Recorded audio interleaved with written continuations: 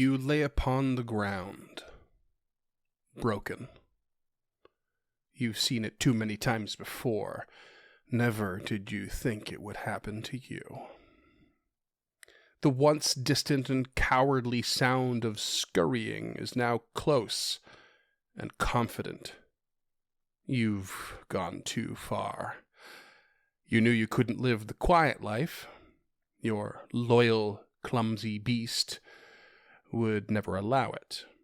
And living among the civilized was even less realistic.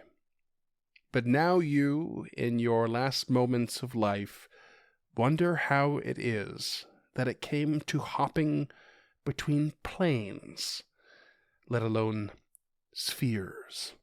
Ha! Your old self would have laughed at the very thought of the possibility. But somehow your beastly, ungainly companion connected you with a much, much wider world. And as that skittering comes closer, you see the gray beast hovering over you, staring at you, without a whit of recognition. Its mind is not its own. It can't be. This can't be, but it is. The tippity-tap of spindly legs stops beside you, and you peek one last peek at a face not unlike the eels you used to catch in the lake as a child. It doesn't smile. Not in the way you used to think eels looked like they do, with their awkwardly long corners of mouth. Wow. Even your thoughts are starting to form poor sentences. That barely made sense. Just close your eyes. That heavy palm, no longer a comforting blanket, but bent to the will of another, into a comforting, crushing release.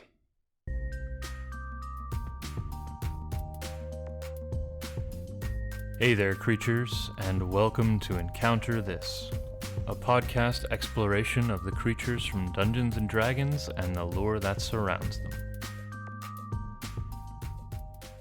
Hello there, creatures, and welcome to another episode of Encounter This. I am your host, James, the Great Old Master, and with me, as always, is Freeman, Hungry Arms Eyston. Thanks, Bruce Pepper. Yeah. We've been we just finished a rewatch of all of the Rocky movies, and I mean all of them. I think there's 7. Amazing. And today we're not going to be going through that. We are going to be going on a meander through the Neogi, I think is how that's pronounced. No, or Neogi. Neogi. Neogi. You put the O in the wrong spot. Right. And if you would like to follow along, you can do so on Volo's Guide to Monsters on page 179 and 180. The old 2-pager here, eh, bud? Ooh, 2-page creature. Woo, fancy. Not really. We have more than one stat block to cover. But that's the only reason why, really. Yeah, Neogi. Excuse me. Got me all excited there. Yep, these creatures are kind of neat, kind of weird, and inspired by the previous creature I covered, the Gray Render. Some of you might remember. But yeah, so if you will, if you're not following along, but maybe you're watching, I would like you to imagine a big spider, but it's got the neck and head of an eel, of all things. Yep, that's what I said. That's how it's described. I'm gonna throw up the 5e image, I guess. Content. Might as well do that right away. There you go. Spider with an eel neck and head, sort of. Right. It is a lot furrier than I expected it to be. Yep. Yeah, it's a hairy spider. It's definitely a hairy spider. I would like to point out one really tiny thing. I learned a new word when researching this creature, because in Volo's guide it uses the wording. It doesn't use the wording of big spider. It calls it an outsize spider, which just means large, but outsize is a word apparently. Okay. And I I thought it have was heard that before. kind of neat. Yeah, that's new to me. I always assumed it meant outside of the usual classification. Yeah, I get that. Totally get it. Yeah. But yeah, just never came across that one before. Someone slipped that in. So if you take this spider eel or spielider, if you will, and give Nah. it the I knew you'd say no. You don't make a portmanteau by sandwiching it inside of the word. I do what I want. I'll make a pom morto. How about that? Take that. You know what? That feels right. So take this creature and give it the power to poison both body and mind, and using that to subjugate enemies that are otherwise more physically powerful than them, and you have a Neogi, which more or less means they are as evil as they come. They are big old meanies of the slaver persuasion, and they are not opposed to enslaving even the weakest of their own. So yep, that's what they do. That's what they do. Cool. I love that I don't know if they're not quite wearing armor in that picture, but it looks like some sort of weird back spider tabard or something. Yeah, it's like almost like bits. barding. Yeah. They're really interesting. Go on to one of the other ones. I think we have one from 3E as well. There it is. Oh, yeah, similar little barding on it too, or a little tabard or whatever. This one looks like he's wearing a blanket. He's got a fanny pack on. Yeah, he's definitely got a. He's got a. I'm assuming fanny gender pack by of the holding. goat. I assume, but it's a similar look, but like somehow very starkly different at the same time, eh? Yeah, and a really flat thorax too. Is it thorax? Is that what they're called? Is that parts of spider? Maybe. Parts of spider 101? Maybe. Right in. And we have one from second edition as well, I think, and it's weird. It's kind of like old, yeah. See, it's kind of Jabba the Hutt vibe almost. This reminds me a lot of Mojo. I don't know if you remember that character from the X-Men universe. Oh, maybe, because it was reminding me of something, but I couldn't think of what it was. Yeah, it's like they run a TV planet called Mojoverse. Yeah, and they're just like this yellow thing on like this metal scorpion body. Okay. You know what the face in this one reminds me of is the weird shrunken heads of the Goombas from the live action Mario Brothers film. Yeah, it really does. Yeah, a really messed up idea. So these strange looking things basically originate from what is described as far-flung territories of the material plane, and they are believed to at one point have abandoned their home to enslave creatures across different realms and planes. So as a result, they can actually be found in the Feywild, in the Shadowfell, and even the astral and ethereal planes, as well as the prime material plane, as it were. And their original foray into this was it saw them enslave specifically Umber Hulks, which we covered in episode 41 a while back now. And they assimilated Umber Hulks into their sort of community, culture, I guess, as manual laborers. And then they designed and built sleek, spidery, plane-traversing vessels. And once they started journeying, they met aberrant entities along the way, and then these entities, they looked like stars and were apparent embodiments of evil, and they basically formed pacts with these entities and were granted magic through them. Some of them were known by a few names, such as Akamar, Kaifon, Gibbeth, and one that's quite familiar to probably a lot of 5e players is Hadar, which is where the names of a couple spells come from: the Arms of Hadar and Hunger of Adar.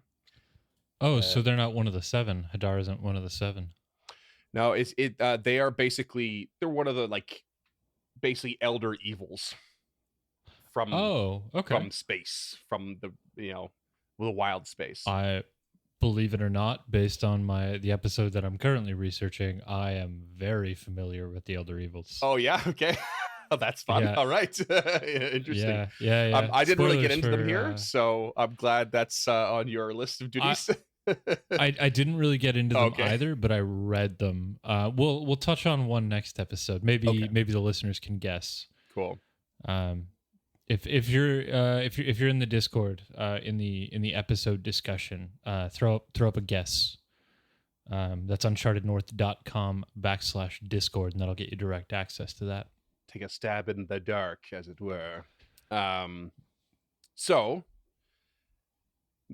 the Neogi are basically thought to have a mind that is effectively unfathomable, and it has the ability to control other minds to a degree. And since this ability is super innate, they actually deem it to be entirely appropriate to do so. So this raises a sort of interesting question I found on why and how they are evil. So the Neogi actually do not distinguish individuality even among their own kind. The only thing that separates is the ability to control others or not. And that level of control, that level of power to control, is the only thing that divides them. So they find the concept of hatred as foreign as love, and they do not comprehend emotions experienced by most other races or ancestries at all. They do not feel them, do not experience them, they do not understand them, they just control. And of course, spacefaring, spider-like Aes Sedai. Got it. Basically.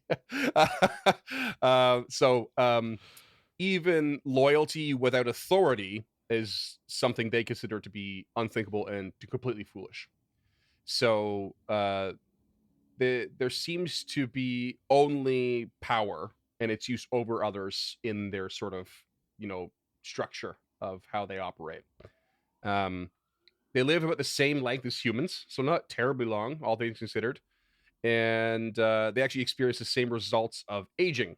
So when a Neogi grows older, they become weaker, and it is eventually overpowered by young Neogi and injected with a special poison. And the poison transforms the old Neogi into a bloated mass of flesh, which we actually have a picture of, called a Great Old Master. I bet you thought that was going to be... Oh, actually, sorry, I gave you the wrong order on those pictures, didn't I? That's a cool one where they're just coming at some elves. Oh, okay, gotcha. Actually, didn't know where to put that one. Yeah, there you go. There's your Great Old Master. So, okay. Yeah, I bet you thought that was a compliment when I give you the nickname. It's not. You're a big old bloated mass of flesh, James, that gets devoured by little hatchlings. It's not untrue. But yeah, they basically lay eggs atop the dying old bloated poisoned Neogi, and then the hatchlings eventually hatch, obviously, and then they basically eat the old master, and then they even eat each other. So it's really only the strongest survive kind of scenario. And Gross. The hatchlings that survive are then deliberately controlled by an adult, and taught how the Neogi society works. And they must prove their place within it. Their training of mastery over others starts with learning to control a young Umber Hulk. So they have a pretty cyclical kind of nature and strategy to their whole thing. I mean, it sounds like Western society, if I'm being honest. It ain't far off, is it? You're born, you're sent to a boarding school or to a public school where they indoctrinate you into our way of thinking. And yep. For the record, I'm not actually that much of a conspiracy theorist, but I do every now and again think it's interesting to point out. Yeah. I definitely learned some stuff in school that I've now realized are definitely not true and not right. Or highly problematic. Yeah. Especially the things that they avoided, of all things. Also, but once a Neogi reaches adulthood, it must find their place and mark themselves and their slaves. And they do this with dyes, transformational magic, and tattoos. And these marks represent a combination of rank, achievements, and ownership.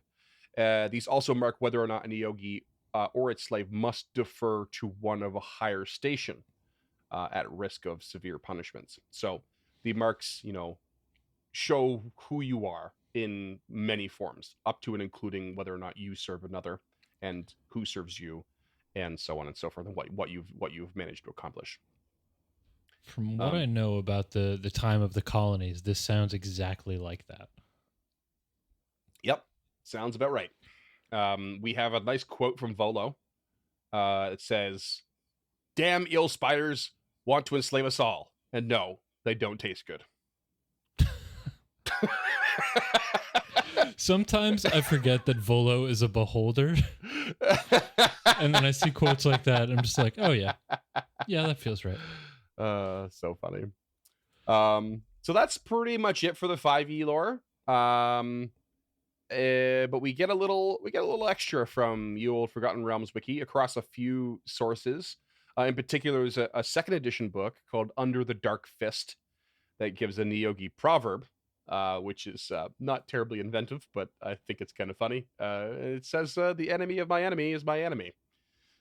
So they don't really make friends with anyone at all. They are virtually hated among all known crystal spheres upon the prime material plane. Crystal spheres listeners might remember from our Wild Space excerpt episode. So expanding slightly on their hierarchy, it's actually completely common for a Neogi to own its own slaves, but also consider itself the property of superior. So, just specifying that, we sort of covered it. But a good example of this would be a ship captain. So someone on the ship, a crew member of the ship, could very well have its own slaves, but would consider itself the property of the captain of the ship. And most slaves were also considered less than an Umber Hulk. So, and usually a little more than food. So an Umber Hulk is like, if there was to be a top level slave in this scenario, it would be them no matter what. Though, now because I thought, because I did this because of the reference I found in Grey Renders, I thought there would be a little bit more on Grey Renders and their connection with the Neogi, but there basically isn't. It's simply stated that they're commonly seen together, and I assume as common as Grey Renders are, which aren't very, from what we covered. But I like to think that maybe, I like to think this whole slavery thing obviously is very problematic. But I think hope that's maybe not a caveat we need to make. Yeah, we are not pro-slavery. I think maybe Grey Renders are one of the few exceptions that it seems to be implied. There are some that they fit alongside the Umber Hulks within that slave hierarchy. Perhaps they are considered, especially in their rarity and strength, probably equal, above, if I'm remembering my CRs lack of a better correctly. word. Yeah. There was also speculation that the Yogi created Grey Renders, which I think we referenced, but I found nothing more on that either. So how and where and the circumstances in which that might have happened, no idea. So much for inspiration. Just leaving us hanging, wizards. Yeah. Now, the Neogi are considered a trader race among the crystal spheres. So, as in they love to conduct trade, but only to a point. Trading occurs only when they feel they are not in a position to simply take. So those who trade with a Neogi are often the most desperate, since there is always a risk of being enslaved during the trade process via this whole mind enslavement thing. And however, they also did manage, they actually seem to manage to fit a unique pocket in trade, in that they were capable of traveling through extremely harsh conditions and often would and could deal with races and groups that were extremely hostile. So that kind of sometimes would mean they would get some pretty rare commodities in their possession that might lure people in, because they would set up camp like near Mind Flayer colonies or drow cities or some such, where a lot of people would not. So but they are very, very cautious in both trade and combat, choosing not to engage in either unless significant profit or gain was somewhere on the horizon. Very, very skittish creatures. They are not.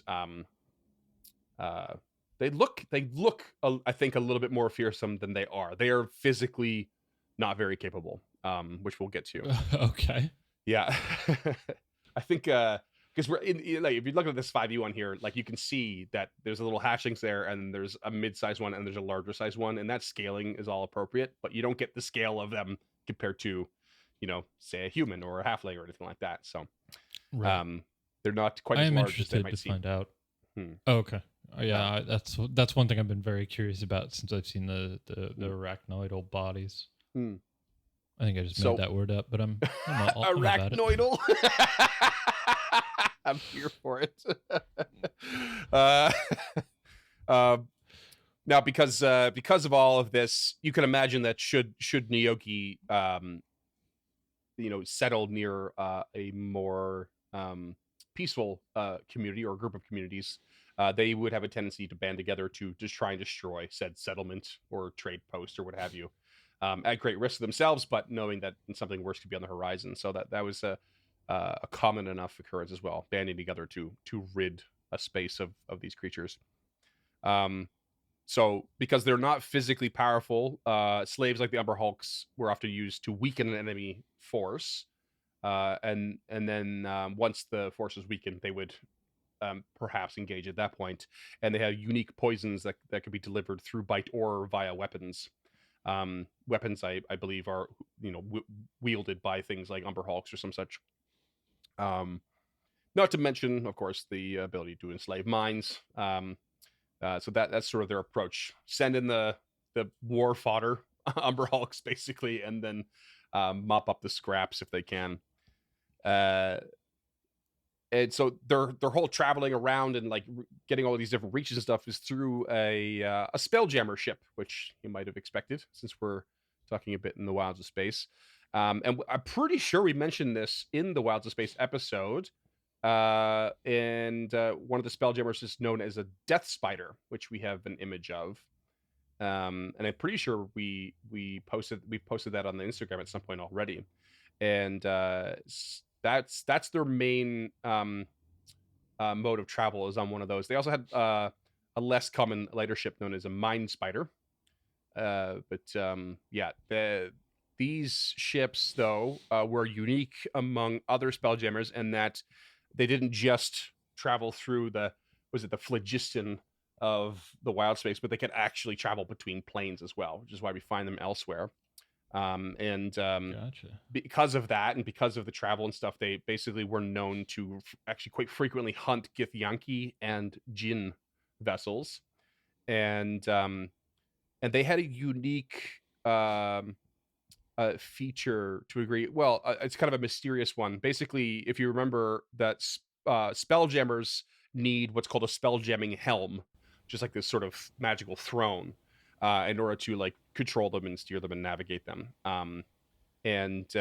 Those were mostly, if not solely, sourced by a race known as the Arcane or the Mercane, which I believe we covered as well. And but the Neogi either acquired their helms elsewhere because the Arcane have never dealt with them in that regard, or they have found a way to control their spelljammers without a helm, but no one really quite knows what the answer is. Oh, neat.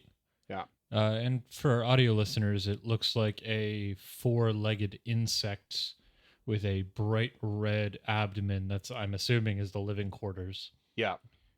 And it's got like webbing that it looks like it's using as like a solar mass. Yeah, they're like sails, like a solar sail or something. Because all spelljammers kind of use a sail to some degree as well, I'm pretty sure. So it's unnecessarily spider shaped. I don't even know if we can call it. I guess it is. I guess it does have 8 legs. Yeah. Technically. Yeah, it doesn't look very aerodynamic. That's for damn sure.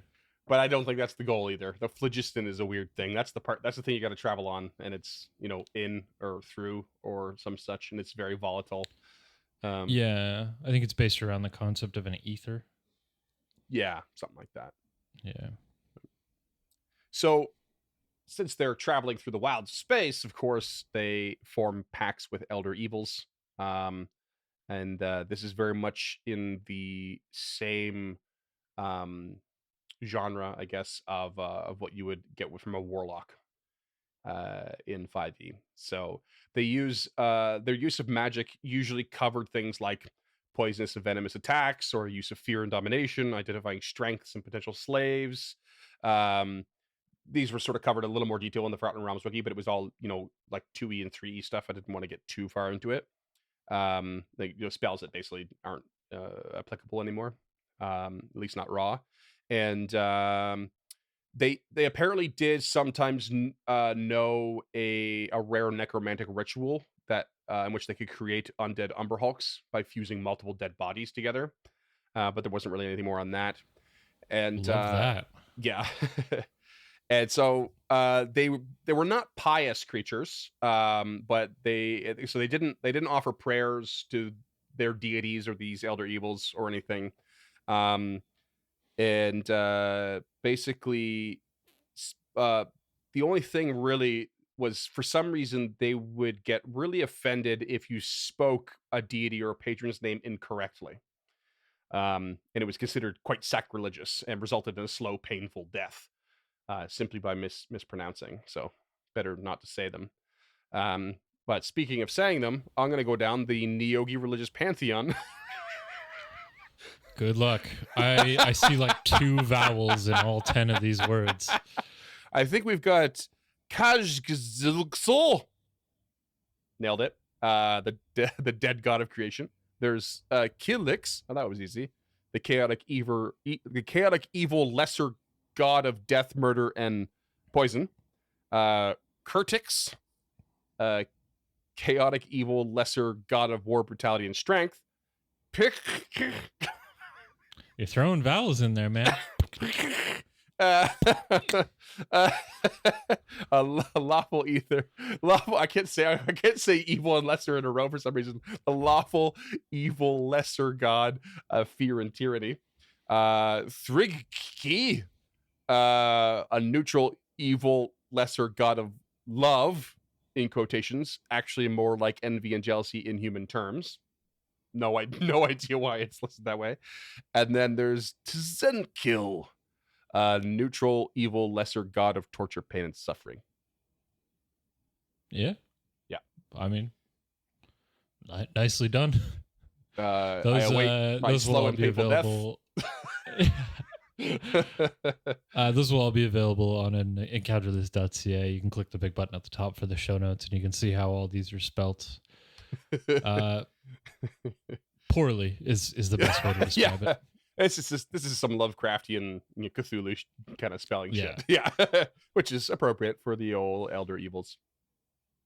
But that's it for the old lore. Obviously, no IRL parallels here, at least none that I know of.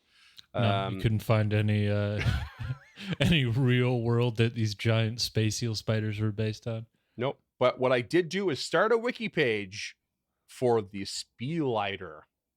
Smart. It's coming. It's only a matter of time.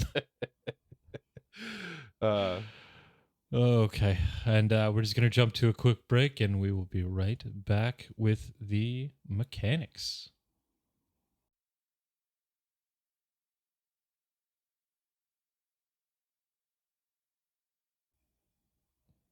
And we are back, and Freeman is going to tell us how these things work.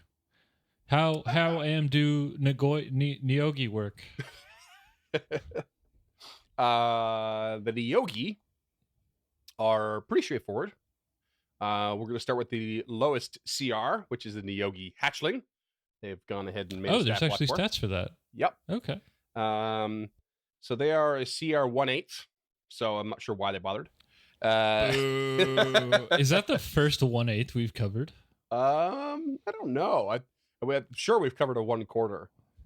Yeah, we've covered a bunch of 1/4s, but 1/8s are normally like reserved for like a hawk, right? A dog. Yeah.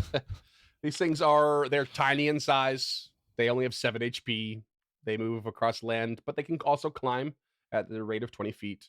They're AC of 11. They are aberrations, and they are lawful evil from birth, apparently. But I guess the innate sense to them. That's the indoctrination talking. Yeah. That's the They're the immediately Neogi cult. indoctrinated. Yeah. Dark vision 60 feet. I've got some stats here that are pretty shabby. They're really weak in strength, like a -4. They have deep reasonable dex for that, for 13 with a +1. Wiz is 10, con is 10, intelligence, charisma in the negatives. They're babies. But they do have some of their innate things right away. So mental fortitude is the first ability, and it basically gives them advantage against charmed or frightened effects, and they cannot be put to sleep by magic. Oh, Okay. Which is very reminiscent of elves, I believe. Yeah. And then they have spider climb, so they can make those climbs across difficult surfaces without needing to do a check. And they have a little tiny bite attack, little +3 to hit. I did notice one thing. I almost glossed over it, but it has a 5-foot reach, which is not usually the case with a tiny creature. Usually it's a 0-foot reach. You have to be occupied in the same square, but this seems to be not the case for some reason. It's got that goofy ass giraffe neck. Yeah. And they do a little 1d4 + 1 piercing, but they also manage to do 2d6 poison on top of it if they bite. Jesus. Yeah. So it's pretty hefty for 1/8, I think. There's also a DC 10. Out. Wow. DC 10 con save or be poisoned for 1 minute. Saving throw repeats at the end of your turn should you happen to be poisoned. Just the standard poison condition? Yeah, just like basically getting disadvantage on shit. Yeah. Yeah, I know that's one of the ones we find variants of way too often. Yeah. But yeah, that's the hatchling. Very, very simple, straightforward.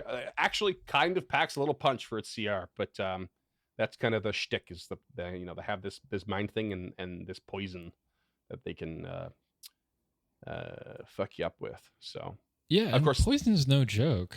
No, sometimes it's not. It's really hard to find resistances and stuff to poison. Yeah, just as a reminder to our listeners, it's a disadvantage on attack rolls and ability checks. Yeah. So you're fighting a swarm of these things. They could gimp you a little bit in a scary way, even if you're taking them out in one hit. At no point does it say it's immune on a success, or at least in your notes here. It doesn't. Oh no, you. Oh no, it's not. Yeah, there's no immunity, but you overcome the effect should you succeed within that minute. But if you get bit again, that's you're that's cool. Again. I mean, if you're fighting a swarm, you're gonna get a bunch of these guys. Yeah, 17 damage, like maxing out 17 on a CR 1/8. Like that's all right. A lot of these creatures just do 1 damage, if I'm not mistaken. Like they just have a flat 1. Then we have the Neogi itself, the basic one, the adult Neogi, you might call it. It's just we're up to a CR 3 here, so sizable jump. Still a rather low CR though. Yeah, that's kind of not where I expected these things. Yeah, I was hoping they'd be a bit higher, but HP of 33. Land speed and the climb speed goes up from 20 to 30. They have an AC of 15. This is where it specifies natural armor. It did not specify at all for the hatchling. I'm not sure why. And the size goes up from tiny to small. Still an aberration, still lawful evil. They now gain languages. The hatchlings have none, so they can speak common, deep speech, and undercommon. They get a little boost to intimidation and perception. So with the boost of perception, they get a passive perception, unlike the hatchling. And they just have a basic boost to all the stats. Strength being the one that is not great at all. We're still at a 6 with a -2. They are weak creatures. These are much less frightening knowing that they're small.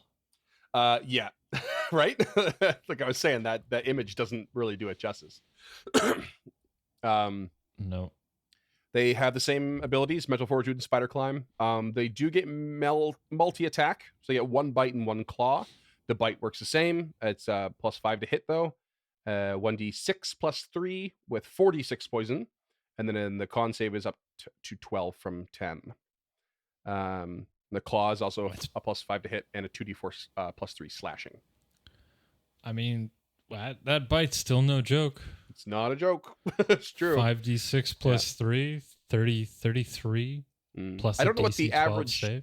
I don't know what the average to hit is at that level really anymore, but +5 seems low. But I don't think it's calculated with strength. It's being calculated with its dex for sure. Yeah, this would be dex and their proficiency bonus, which would be a +2 at this level. So, yeah. That makes sense. 5 doesn't feel like that high, but it does feel pretty high for their level. I definitely have Pathfinder bonuses in my head these days, though. So, like, fair enough. by level 3, it's definitely higher than that in Pathfinder. But Enslave is the other thing that they also gain now. And this recharges. So this seems to be like a one-time use to recharge in a short or long rest. And it's got to be against a target within sight of 30 feet. And there's a DC 14 Wisdom save, or you become magically charmed for 1 day, or the Neogi dies, or you are separated by more than a mile. If you fail, you're charmed and you must obey the Neogi's commands. You can communicate with the Neogi telepathically, and you cannot take reactions. If you take damage, you repeat the saving throw. Plain and simple. And that's it. Okay. The adult Neogi. Yeah. That's all right. I mean, charmed isn't terrible, but it's not great. Right. And I guess like I always forget how the charmed condition works specifically. I know like there's a difference between like, casting charm person and then like what control or dominate person. You dominate, yeah. Yeah. So charmed creature can attack the charmer, and the charmer has advantage on ability checks to socially interact with the charmed. Okay. So it's not like these creatures are under your spell. This isn't like a vampiric thrall. Like, you still know what's up. Maybe you don't know what's up. Well, here's the thing is that it says you're charmed for 1 day, so you get those effects. However, in addition, it says you must obey the Neogi's commands. So okay. So there's the it's borderline dominate person at that point, and there's nothing that says like the usual if you are given a command that would be against your nature or put yourself at risk, that you would repeat the saving throw. Doesn't say that at all. Yeah, you only repeat it fair. when you take some damage. So it seems pretty powerful, especially for this level. But I guess you're likely to put your the counter to that is like, if they want to try and get you to kill your allies or what have you, or like, do damage to yourself, like you're likely to shake out of it. What they really want is to just avoid conflict altogether, right? Create a scenario in which it's scary and no one wants to do anything. They don't want to hurt their ally, or whatever, but the Neogi gets to walk away with that person. Right. So, I mean, if it were me, I'd be running, if it's a 4-person party, I'm running 5 of these, Yeah. Of course you are. I want that whole party enslaved. We have one more stat block too. It's called the Neogi Master. It goes up by 1 CR to 4. HP goes to 71. Land and climb speed are the same. AC is the same. Increases to medium size. So this is where we see our 3 sizes in the 5e art. Everything is the same. Languages, though, does add general telepathy up to 30 feet. They get more to their skills, including Arcana, Deception, and Persuasion. In addition to the previous stuff, higher bonuses. They also gain Dark Vision 120 feet that penetrates magical darkness. That's cool. I dig that. Stats rise some more. Intelligence goes up quite a bit. They're at a +3 there. That now they have a mad increase in charisma as well. They're a +4. Strength is still really weak. They have everything, and I mean everything else is the exact same, even though they're a CR up. So the 2 hits, the damages, the DCs, all the same as the adult. The only addition beyond that is that they are spellcasters. James's favorite. Cool. Yeah, so they are considered 7th level spellcasters, and they effectively work like warlocks. So they use charisma. They have a DC 14 +6 to hit. They regain spell slots at a short or long rest, warlock style. And they have a few cantrips. Specifically, they have Eldritch Blast, which has for these creatures only, that's a 300-foot range, as opposed to the usual 120 foot, and they There's also get a +4 damage bonus to it for whatever yeah, reason. there's a warlock thing where it's like it's not a feat. It's been so long since I Yeah, played a I know, warlock. it's like one of the packed things that they get. Yeah. So they can do that with one of those packed things they Okay. get. So- Yeah, to increase the range to 300 feet. Cool. Beyond that, like they've got like guidance, mage hand, minor illusion, prestidigitation, vicious mockery, all stuff you'd expect, especially with them like trying to like manipulate slaves and whatnot and trick people. And then they basically have spells from 1st to 4th level, but they only have, like warlocks, they have 2 4th level slots to spend. That's it. Everything is automatically heightened way up to the top slot. And the things that stand out are the Arms of Hadar and Hunger of Hadar. The spells named after the old evil one. Arms of Hadar is a cool one. It's like a 10-foot like radius around you where these like black tentacles shoot out and hit everybody. And they're casting that at 4th level, which I believe ends up doing like 5d6 in like a radius to everyone, which is pretty gnarly. Jesus. Yeah, they also have Hunger of Hadar, which is like this weird, like, I think it's like one of those, it's like a 20-foot radius sphere of blackness and bitter cold. So it's like this inverted flaming sphere thing. Does cold damage, and people would use dexterity save against it. Yada yada yada. I think they take more like acid damage as well. And they can blind people within the sphere. So it's a pretty gnarly spell. They've also got counterspell, dimension door, fear, hold person, invisibility, unseen servant, all the sorts of things you'd expect again from this this theme, as it were. Yeah. So I mean, normally I hate spellcasters, but honestly, this isn't too bad. This is one of the few lists we see where all of the spells are like very precisely thematic, and I dig. The only one that doesn't jive with me is fear. I understand why it's there, but I don't really think it really fits these creatures. Yeah. Well, I think fear. I mean, what does fear do as a spell? Is probably the main question, because if it reduces in any way their ability to make certain saves, you can see how it could be advantageous for them to trying to enslave someone. And on the other hand, if it simply just makes people run away, it's like an inverted "oh shit" button. Like, I'm gonna get my ass kicked. I should make them run so that I can run the other direction. You know? Yeah, that's what it is. It's a runaway spell. Yeah. So it makes sense as an escape tactic for these creatures in a way, because they don't really want any physical confrontations if they can help it. Yeah, again, I get it. It feels weird on that list. Like so does invisibility, but for whatever reason that doesn't feel as weird to me. Yeah. But I get why it's there. I'm always here for dimension door and counter spells. So yeah. But yeah, that's the Neogi. That's them. They I don't know. I think they're okay. I think they're kind of interesting. I guess I think they're interesting in the fact that we're dipping back into the wild space a bit. I like the wilds of space stuff a bit, and I know the Spelljammer book did come out a little while ago, but I've not really read it. I always wanted more in that sort of setting, but it was just hasn't really been any time or dedication for it lately. But I do like digging into that, like, the pseudo spacefaring kind of trade that's not sci-fi but like borderline in a way. And it's definitely science fantasy. Yeah. I think I think they're kind of neat. I think they kind of fit a weird little niche. I just don't see them as like, I see them as a step along the way in a campaign. I don't see them as an overarching villain, something if you're going for that illithid enclave, you might come across these along the way kind of thing and have a bit of a skirmish with them, or maybe trade or both. But right. they don't really seem to hold a lot of sway for what I would do with the story. Yeah, I hear you. I think it would be kind of cool to introduce them early and then bring them back as like a swarm.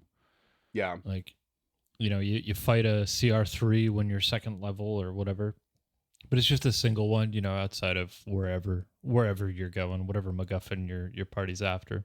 Mm-hmm. But then like level 6 or 7, when the party thinks they're good, just throw like 5 or 6 of these, the regular ones at them, Yeah. and just see what happens. Just watch the chaos ensue. Mm-hmm. And if it doesn't go your way, you can always just have more of them climb over the ridge.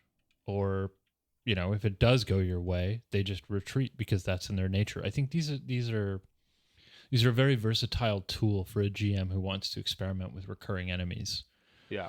If It's you're in certainly- the right campaign. Certainly worth remembering that they are very likely to come with not just slaves, but Umber Hulks, which are CR5. And then the odd one coming in with the gray render, which was what, CR like 11 or 9 or something? I can't remember already, but Yeah. that could prove a real threat for after the initial introduction and then bringing them back later. And I see no reason why, if especially if someone likes playing a spellcaster NPC or creature, like there's no reason why you can't increase the power of that Neogi master to something else and just like have it a more strong sort of version of a warlock, like continue down that warlock path and build that up and like have them be some sort of like scion of Hadar or something like that. Yeah, I mean, or tie them into other like greater aberrations if you really want, like maybe. Okay, ask me again at the end of my episode. Because I have a tie for this, but I really don't want to give away the next episode. Okay, sure. Because I'm really excited about it, but I think my creature could tie in as like the bigger boss. Right. Okay. Because I was thinking like these levels of you're giving quite the hint there. I love it. I know. Because the way they describe there's always these levels of like the hierarchy amongst the slavery, including amongst their own community. My brain immediately goes to like a pretty wide spread of power. But with these stat blocks, we get a pretty small one. So there's got to be for sure. more. There's got to be something's got to give. Well, so you think they're small, but they're also like, if you've got 2 or 3 of these things running around the battlefield, they would be very solid, specifically the masters, blasters and controllers. Like if you've got, a gray render sitting at your back lines and you're just holding the line with Eldritch Blast, one of them throws up a dimension door and all of a sudden that gray render is behind the enemy lines and you've got them on 2 fronts. So like there's a lot of potential for these creatures. And obviously think outside the box too. Like add in a mind flayer. Like there's no reason they couldn't have a weaker mind flayer under their thrall. Yeah. Excuse me. But it doesn't just have to be Starjammer creatures. These could be your way into running any creature in any campaign. Like if you've got something that you've got your heart set on that doesn't fit in your setting or the game you're running, these creatures make it fit. They travel through, they trade, and they could just have one of those creatures in their possession, in their thrall. Maybe that's what they're trading. Maybe that's not what they're trading. Maybe that's what they're using as their big bad. Like, with the right campaign and the right mindset, again, there's a lot of versatility to these creatures. I don't like them. I'm not going to run them. They don't interest me at all. But I think it'd be kind of neat. Like the bones interest me. If you had like if you're doing an Underdark campaign or something like that, it would be really, I think, neat to, say someone dies, you always have to find a way to introduce a new character. Like they come across, like this is a very simple use of this creature. Like come across, a small trading group of Neogi, and the party attacks them and frees the slaves, and one of those slaves just happens to be the player's new character. That got caught in the wrong place. It's just like a simple reintroducing of a new character, like stuff like that. I think that would be kind of fun. Well, and it also opens up your options for PCs. They could be a GIF, they could be a GIF, they could be, it could be from anywhere in the wilds of space. Yeah, it could be something really gnarly. So if you've got a player who wants to play something batshit insane, here's your in.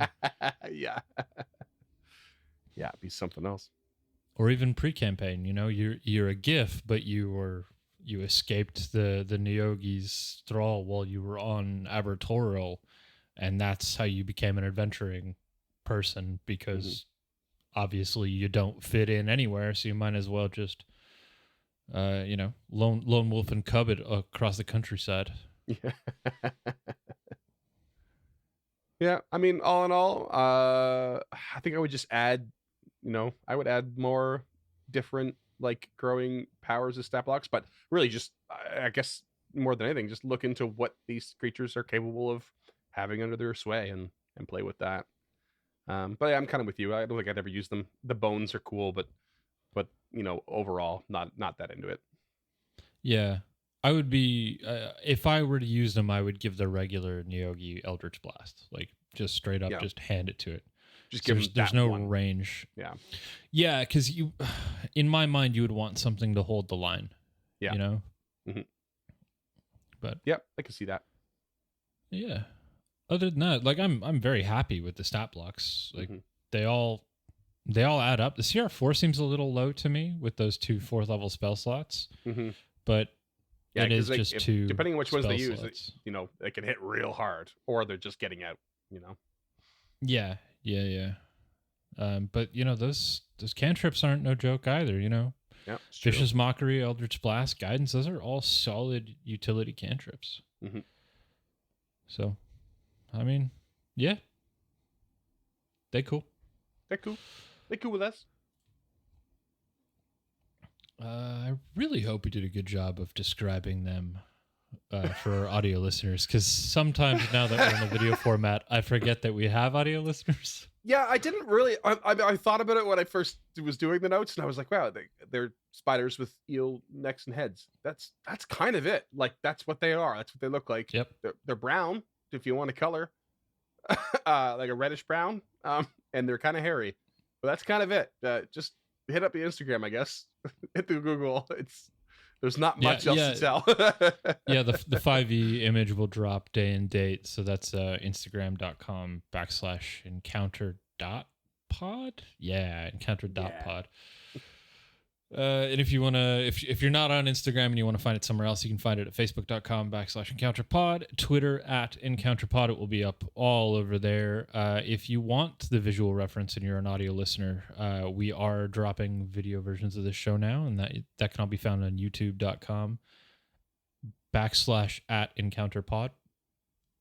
Just look up EncounterPod, or you can find all that information on our website, encounterthis.ca. There's a bunch of links there. That will bring you directly to the Encounter This page on the Uncharted North website. And we are obviously a member of the Uncharted North Network, where you can find us on patreon.com/Uncharted North. And for $5 a month, that'll get you a handwritten thank you letter. And for $10 a month, you can suggest a creature, and you'll get a little one-time discount code to our I think it's a Teespring shop that we're constantly putting more merch on. There's a Critty Cup. There's an Uncharted North Comfort Tea. There's some cool shit up there. I mean, it is Teespring, like, so you know what you're getting. You're getting good quality at solid prices. If you are listening on a podcast catcher of some sort that has the ability to rate and review, we always appreciate those, and it takes no time whatsoever.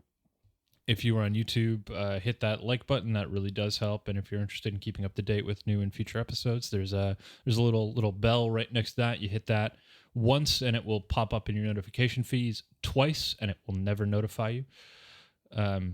Which is great for people like me. It means I can stay informed but not notified, which is not forced. Yeah. Yeah, which is just perfect. Well, also, in the way the YouTube algorithm is built, if when you're notified you don't enter the video from those notifications, it sort of counts against the video you're watching. Like, if you enter it a different way, if you get the notification and you don't enter it through the notification, it doesn't really count for whatever reason Google has deemed appropriate. Yeah. But if you like the show and you want to get a hold of us, feel free to hit up that Discord, unchartednorth.com/Discord. That will drop you right into our Discord channel if you have a Discord already. We love talking to our fans. There's a category set up there for Encounter This. There's categories for our other show, Stemming the Tide. And down the road, when we add more shows to the network, there'll be more shows to that. There's a lot of 2E talk. There's a lot of there was at one point a lot of OGL talk, but I mean, even if you just play Wordle, like drop in, post up your Wordles. We got a whole Wordle thing. which I avidly avoid. Yeah. I mean, we all have the channels we avidly avoid, but pop in, tell us your thoughts. We love, our favorite thing is the day these drop when we hear stories from our listeners. We've got some great fun. fans in there. They're always pumping out stories of how they've used the creature, or how they want to use the creature in upcoming campaigns, and that kind of stuff is why we do this show. It really is. We love that shit. Yeah. But I think that's going to do it for today. I think I vamped long enough at the end there. I really need to get tighter at those outros, but I refuse to pre-script them. We're not robots. We're not Neogi slaves over here. Ooh. We're masters of our own domains. Yeah. Whatever Yeah, that means. we are. And if you are a member of the Discord, or you pop into the Discord, drop into that ET channel, and on the episode discussion, post up what you think my creature is going to be for next week. We may do a giveaway. Who knows? It's been a little while since we've done a giveaway. Yeah, we got something. I'm sure we got something. Yeah, I'm sure we can find something. But yeah, we will see you again in 2 weeks for our next most episode, 99. Jesus, bud. Can you believe we've almost got 100 episodes out of this stupid gimmick? Seems like we just started yesterday. It really does. It really does. So strange. But I love it. I'm excited for 99 and 100, and I'm excited for 100 more after that. And we hope you are too. Thanks, friends. That's not the right button.